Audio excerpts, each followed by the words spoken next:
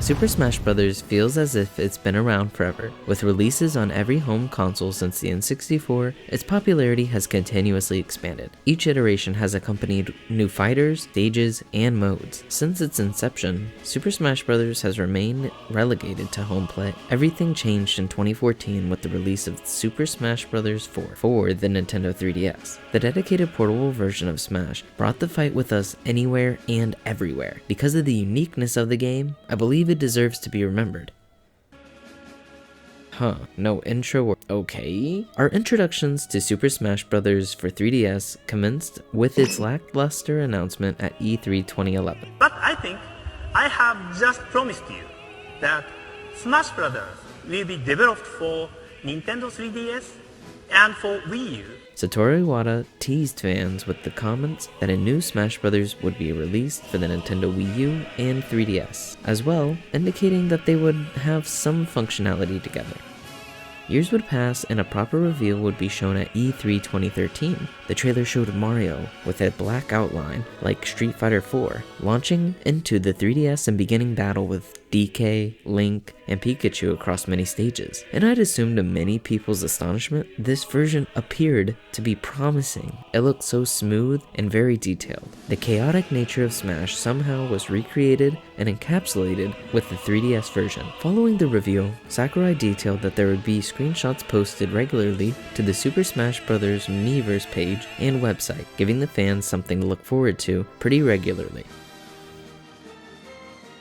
Leaks were abundant leading up to Smash 4's release, so much so that there's even a categorized leaks with dedicated names. However, the most damning was the result of the ESRB leak. It's pretty infamous among the Smash community, so I'll try to keep it brief. Essentially, photos of Super Smash 4's roster landed on 4chan. The images showed, allegedly, the entire roster. There was some initial speculation regarding the images' legitimacy, mainly because there were some points of contention with the Little Mac and Shulk character art. Discussion detailed that the images appear to be very similar, thus maybe this was just a well-executed mock-up. Since many online were skeptical about the photos, more were released, and when more skeptics arose, videos were released showing the characters in action, making it near impossible to discredit the leaks. Furthermore, Nintendo went and pulled the videos offline with copyright strikes, which solidified the leaks as true. Super Smash Bros. For 3DS made history on October 3rd, 2014. It released as the first portable Super Smash Bros. Title. There was no denying it was worth the wait. Being packed to the brim with content spanning characters, stages, and modes, it was feature-filled. The game launched with the same explosive gameplay, varied modes, and extensive replayability we'd come to expect from Smash. It provided innovative ways to establish new connections and to let us become a little more personal with our characters in Smash. Despite some limitations, it was an undeniable success.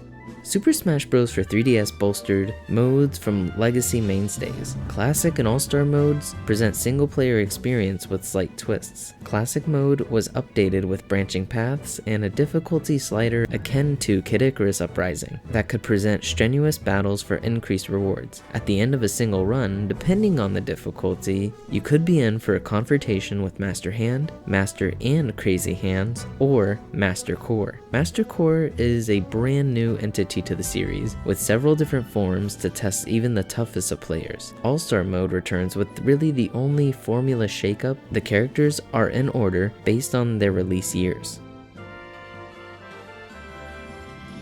The flair of Smash Bros. Has always been how it dedicates and honors the legacy of each character. From the character's visual representation, their stages, music, and how they play, it's all culminated once again in Super Smash Bros. For 3DS masterfully. Character models all look great, and they work perfectly on the 3DS. They complete the changeover effectively. With over 50 characters, there are many familiar faces, though we do lose some along the way. Due to the limitations of the 3DS, characters who had transformations such as Sheik and Zero Suit Samus, were split into two entities, and paired characters like the Ice Climbers were left behind as well. The characters are represented beautifully here, and for what may be a series first and last time, characters were given custom moves. Each character has options for up to 4 different custom moves. While most of them just use increased attacks for more damage or faster moves, sometimes they harken back to a character's own history. The biggest downfall with the additions is that you would get them randomly, and possibly could just get the duplicates of the same moves. Battles with the 3D turned on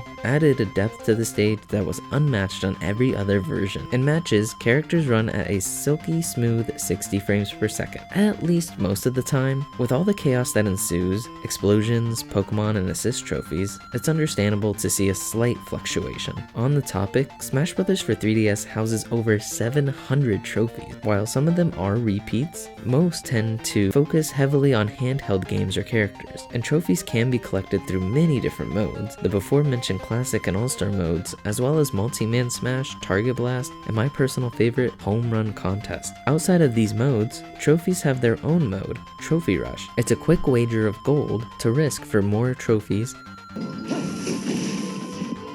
Brand new to this series with this iteration was the launch of Amiibo. Amiibo are personal figurines of each character. They can pass 2 different games as well. However, because of Smash's iconic history with its characters, some of the characters that wouldn't traditionally get action figures or statues released of them, Amiibo satisfy that desire for those type of characters. At times, playing on a smaller standard size console, such as the 3DS, the 2DS, and even the new 3DS, the screen crunch does rear its ugly head. It typically depends on the scale of the stage. To combat this, Nintendo implemented that black outline we saw earlier at the reveal trailer. As well, you have options to target set characters and leaving a red box around that character. While the larger XL models don't brawl with the screen size, the black outline on your character does make them a little bit easier to notice against the background. Even though with this, because of the chaotic nature of Smash Bros., you could still find yourself lost of what's going on. And we need to discuss the lack of support for the Circle Pad Pro attachment. The original models don't support that attachment because Sakurai stated it requires to use the CPU's processing power, and Smash uses it to its maximum, just like Kid Icarus. The 5% that the Circle Pad Pro uses is just too much for the original models. It's a rather simple loss, but I can't deny that it seems that the Circle Pad Pro would have been a perfect match for Smash Bros. To have a secondary circle pad. The new models skirt this issue because they all contain more CPU processing power, thus they can use the C-Stick nub. There's an ample number of stages, a total of 41 when you count the DLC fighters. Stages range from the traditional N64 stages to completely new stages. Just as the trophies before, stages wanted to take inspiration from handheld locations. However, because there's a limit to those historical stages from handhelds, stages like Green Hill Zone from Sonic the Hedgehog were brought to the 3DS. Stages span from Fire Emblem to Pikmin, and nearly everything in between. And in a new edition, all stages have options to be the Omega or Final Destination forms, with no floating platforms, just the main base platform. Undoubtedly, the main mode people think of when they think of Super Smash Bros. Is the competitive scene and multiplayer. Whether it's local battles between friends, online battles, Smash is best enjoyed together. As previous games, local play allows for customization of items, time, stock, handicaps, and more. Look, there is a lot of customization that can be turned on and in place. Playing local allows you to play after the internet servers are off, and they do provide the best connectivity. For the first time, online features have 2 new modes, for fun and for glory.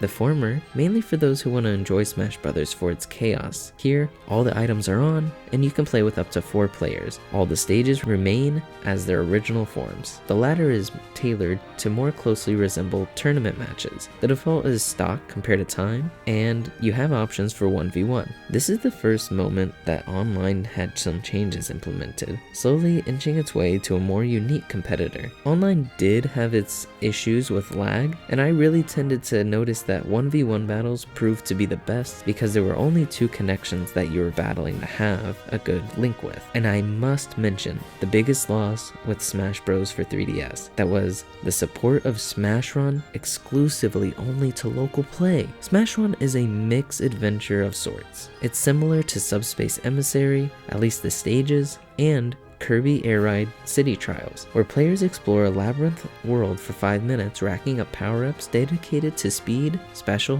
jump, defense, attack, and arms, all to increase your character's stats for a follow-up challenge. The ending challenge can be a vast area of types of battles, or can be races to the finish. Smash Run had so much potential to be the defining mode for Smash 3DS, but being limited to local only did gut it before reaching that true potential.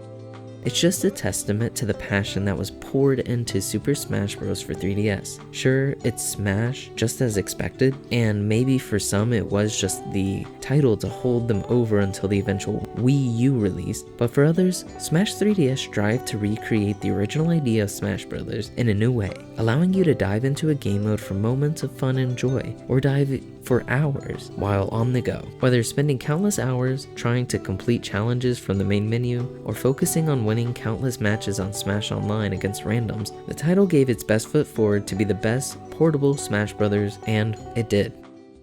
Thanks for watching. Till next time.